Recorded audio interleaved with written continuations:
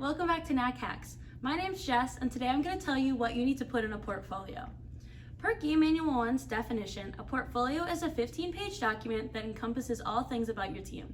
So I'm going to tell you the specifics of what you actually need to include.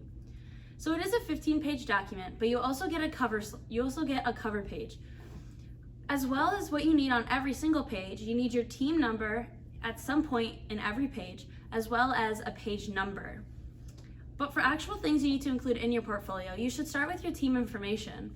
This would include your team name, your number, how many kids are on your team, the number of years you've been a team, where you're from, and your goals for the upcoming season. Next, you would talk about your business plan.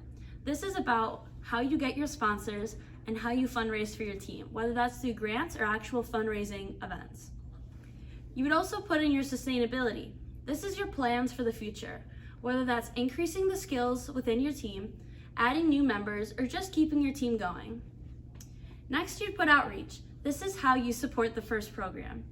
So you can put if you mentor, things like that, helping FLL teams, as well as what you do for your local community, how you spread the word to people outside of FIRST.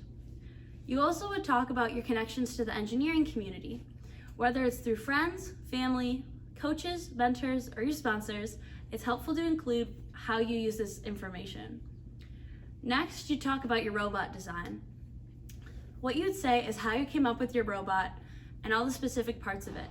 You should also include all design iterations, prototypes, calculations, and everything else that helps you get to your final destination of your robot.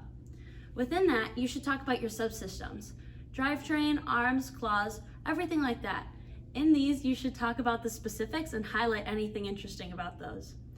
Finally, you should talk about programming, how you do your autonomous and how you do your teleop and your strategies within there.